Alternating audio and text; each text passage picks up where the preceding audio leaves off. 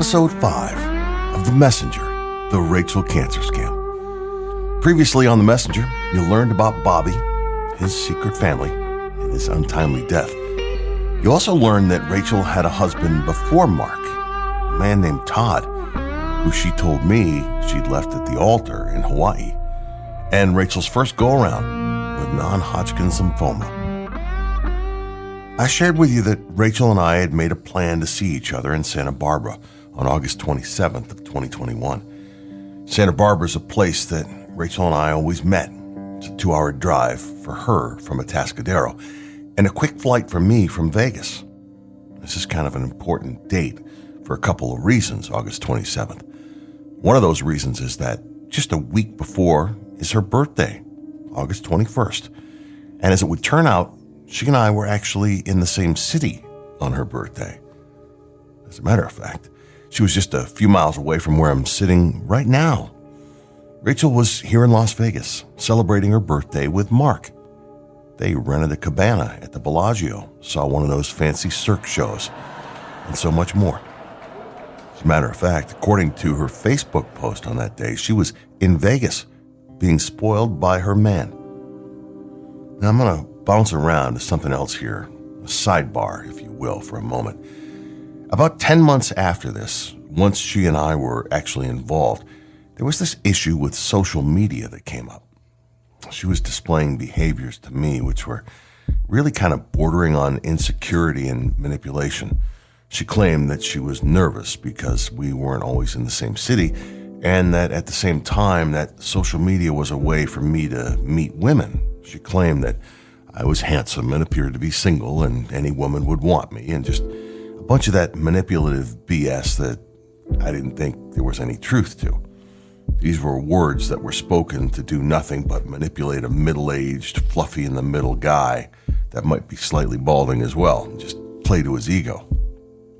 Keep it in mind that we had followed each other on Facebook, and for some reason, I could never access any of her photo albums. Now, at this point, you know why, right? She was still married to Mark, and those albums were filled with pictures of she and Mark and the girls. And she couldn't have that. She couldn't have me seeing any of that. She claimed at this point that she just wasn't really good with social media, and she couldn't figure it out. Timing wasn't great. She wasn't feeling good. She was sick. Her heart rate was high. It was just one excuse after another. She also stated that her 2 oldest daughters had her password and they had control of the Facebook and Instagram accounts. What I do know is that she had access to those albums from me in the settings, and she played dumb. She played dumb really well. Yet, as it would turn out, she could be teaching one of those master classes on lies and deceit and manipulation. Now, when you listen to this and you think to yourself, oh, if I could ask him one thing right now, at the top of that list might be, tell me about the red flags that you saw. Well, social media, this was a big red flag, and it frustrated me for sure, but I let it go. I think it was one of those choose your battles kinds of things. It was April of 2022, and she hadn't claimed to be in the hospital at this point. Yet she did have stage 3 cancer, claimed that she just felt sick. Things weren't okay. I went at one point and looked at Mark's Facebook, and there was a picture of the 2 of them as his profile picture. And I was shocked. I went back to her and I said, you know that he lists on his Facebook status that he's still married to you and the 2 of you are his profile picture? We were only 5 episodes deep or so into this at this point, but you're catching on that she's got an answer for everything. And she said, oh, he couldn't let me go. Could never let me go. And that picture was taken on a Vegas trip where some girls had thrown her a birthday party. This was when she was working for a real estate company in San Luis Obispo. She told me that Mark's brother, who she was still close with, invited Mark, and she said that she was forced to sit with him for a picture. She said that Mark never missed the opportunity to show up and ruin her fun. She said he's horrible to me. He just never goes away. By this time, Rachel was actually a realtor, That is verified. She never sold the property, but she did have a license, which is now expired. She has an Instagram account for that real estate account, which is still active. Anyway, she told me she was doing real estate law for this firm in SLO and that she sold some homes as well. Back to Rachel's trip to Vegas, which happened around August 21st of 2021, the week before she and I would meet in Santa Barbara. Mark actually ended up telling me that Rachel constantly referred to that birthday celebration as one of their best moments as a couple. Sometimes, even now I hear things that come to light and I'm left dumbfounded. If she loved him so much and she was so happy, why was she chasing me? What's the point? It's just so sick. So within a week of that trip with Mark to Vegas, she and I would meet in Santa Barbara. She came after work. I hadn't seen her in some time. I guess it was probably a couple of years at that point. It was amazing to see her. She texted me when she arrived. I told her what room I was in and stood by the door and watched her walk down the hall to me. She was beautiful. We shared a kiss and some pleasantries, and she claimed that she came from her office. It had been a busy day. She finished up at the San Luis Obispo courthouse where she had done some filings for some cases that she was working on. The life of a busy lawyer, I suppose. We visited for a little bit. We got cleaned up and grabbed an Uber to our dinner at Brophy Brothers, overlooking the ocean. Over dinner, she asked me if I was aware of the Kristin Smart case. Now, I'm a crime TV junkie, so that would be a yes. Kristin was a 19-year-old Cal Poly student that was murdered by Paul Flores. For you non-West Coasters, Cal Poly is in SLO, and this case was a big deal. Actually garnered a lot of national attention as well. She indicated that she was deep into the case on a personal level and captivated by the podcast. She stated that she had been invited by the district attorney of SLO, Dan Dow, to sit at the table during the trial, to sit what they call second chair. And that seemed amazing to me. Unfathomable. I guess more attention-seeking behavior. We had a great night, great dinner. We seemed to have caught up on so much. And there was alcohol involved.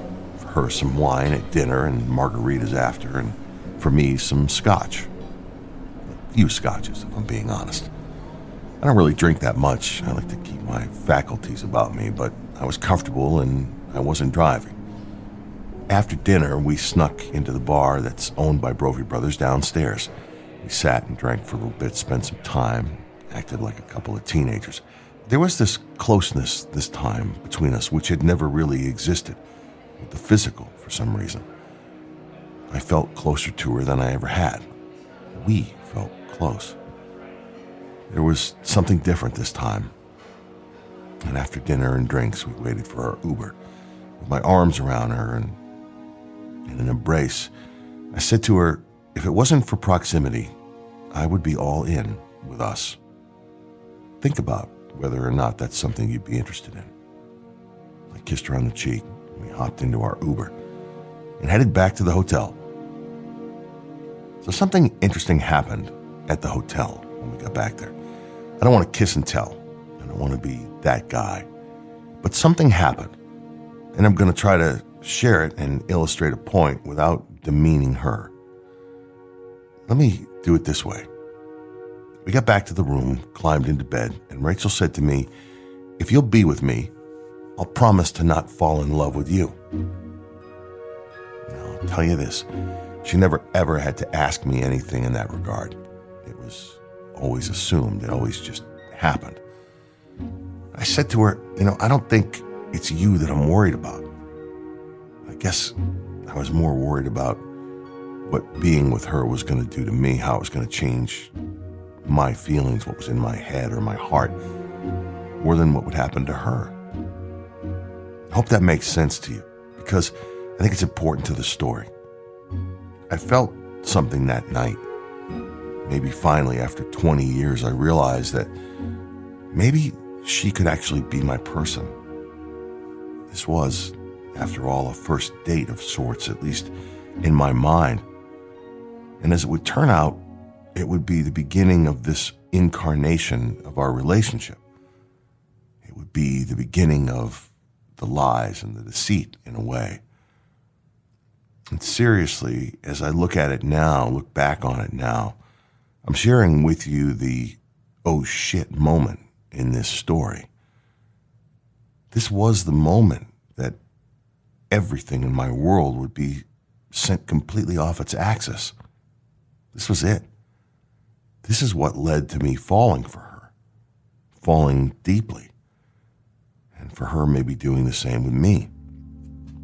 It's what led to me asking her to marry me. It's what led to the pregnancy scam. And ultimately, it's what led to the recurrence of her cancer. It led to her creating so much, such a preposterous set of circumstances and events, near-death events, coding, paralysis, memory loss, and even to her being pronounced dead. All these lies created because she was still married. The first really big lie in all the lies was that she had told me she had left Mark and received full custody because of what he did to her 12 years ago. So here I am, literally 20 years after our first meeting.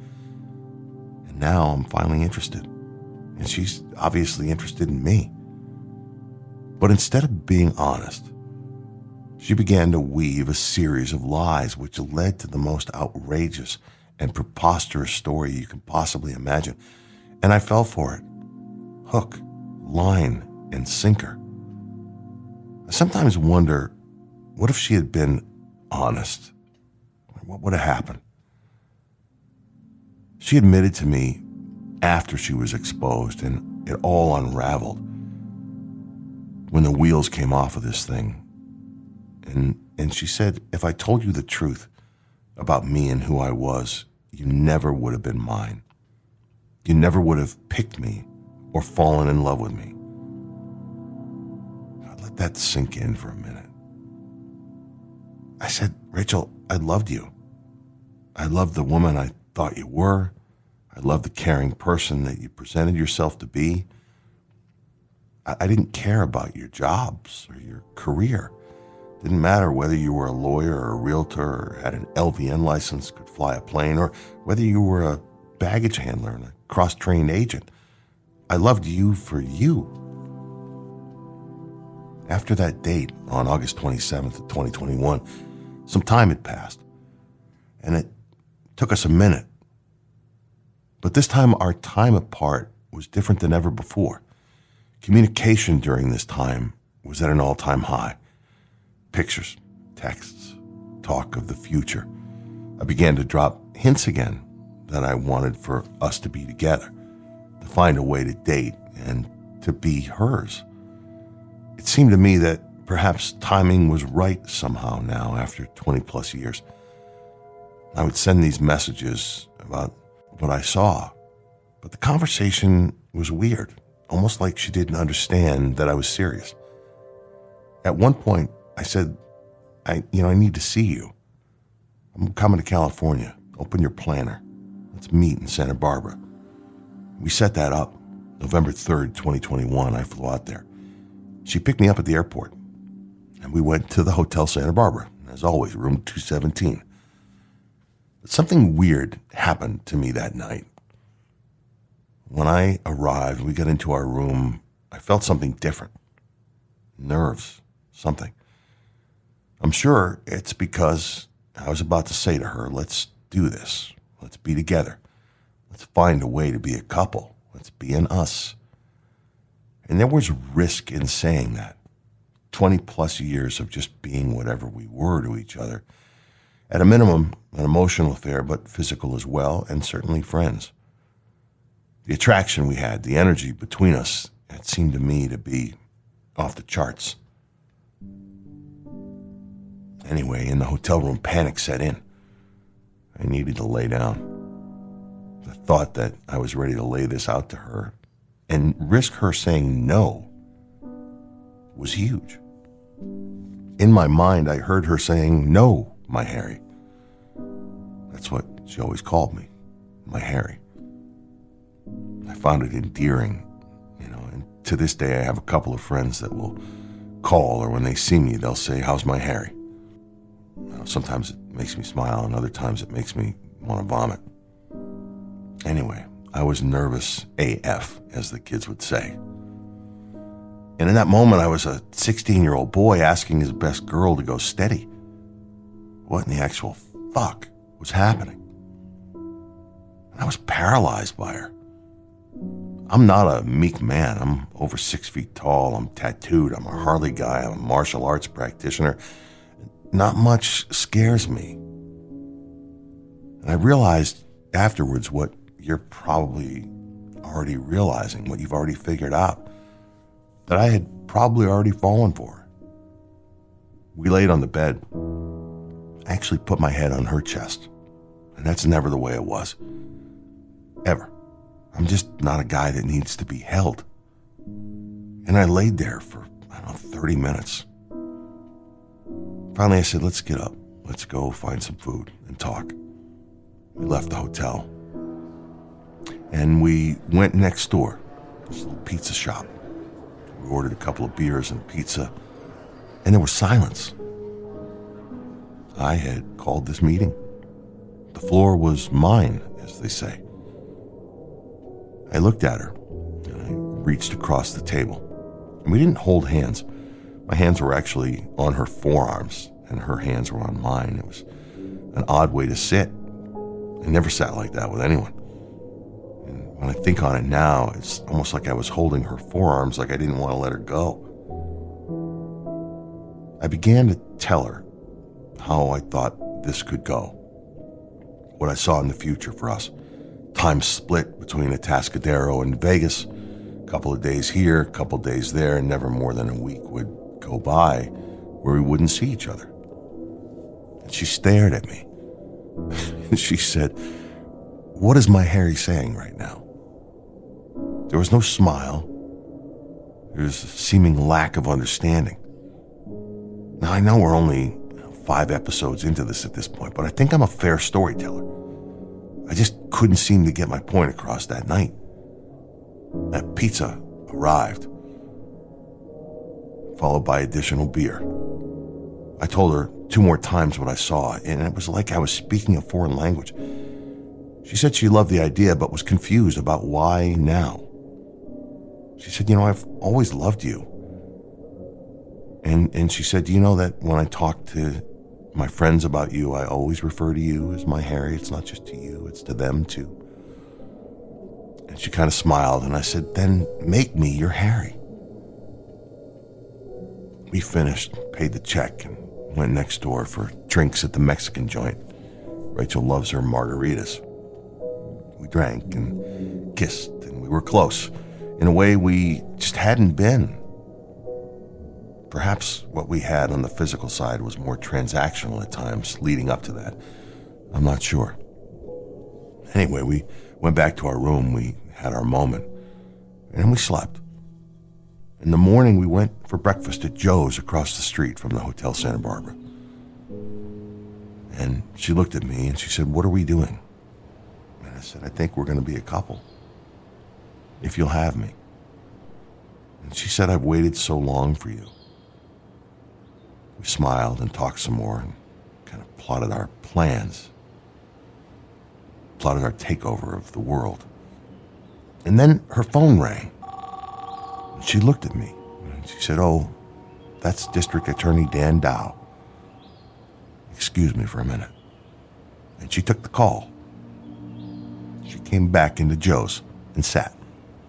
She said Dan Dow wanted to meet with her and a local judge for dinner, sooner rather than later. They had something important that they wanted to meet with her about. Wanted to know if she could meet that night. And as it would turn out, in addition to wanting her involved in the Smart case, they wanted something else from Rachel.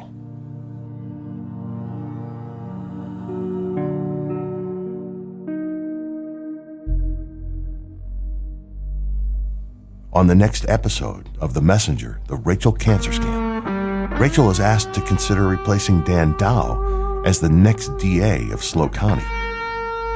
We're pregnant, and the cancer scam begins to unfold on the next episode of the Rachel Cancer Scam.